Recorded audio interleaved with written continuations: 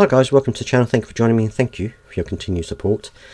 Right, so Keir Starmer has been talking in India, where he's been meeting with the person who started the digital ID revolution in India.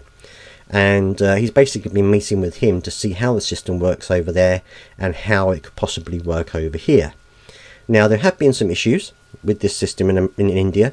A lot of people are having have had issues with security and things like this, which doesn't surprise me at all. Not everybody, a huge proportion of people in India have this digital ID, but some people don't.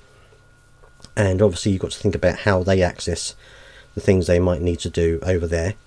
And it's also prompted the Prime Minister to talk about the possibility of having something voluntary added to this ID scheme. So he said, although it's going to be mandatory for things like job applications and things like this, he was saying, well, if you have to apply for something and you need like all this evidence to confirm who you are, wouldn't it be easier to have it as a digital ID?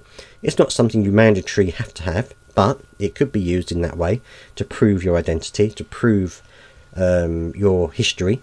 And it could be easier than trying to find all these different paperwork, like birth certificates and things like this. So he's trying to sell it as much as he possibly can to get people to pick up on this idea, because support for it has plummeted since he announced it, and I'm not entirely sure. I'm not entirely surprised why, because and I was listening on the radio the other day. Someone said they think it's the way that he sold it, or rather didn't sell it. During the speech that he gave, he was very authoritarian, very much like, you're going to have this, you have to have this is a good thing. And they thought that was one of the reasons why people were put off. But I think it's more than that. I think it's a whole collection of things that the government have tried to do to try and tie down people's freedoms. Not least, of course, the online safety bill, which I know does help a lot of people, does keep a lot of people safe. But there are a lot of people who are concerned about it. So I think this is just a culmination of things that has caused this unhappiness and uncertainty about the new digital ID system. But let me know down in the comment section what you think about this. Do you think that if they added some voluntary things to it so that you could use it for proving who you are, proving your history, would that be enough to sell it to you? Would that be enough for you to say, okay, well, I'll have it in that case?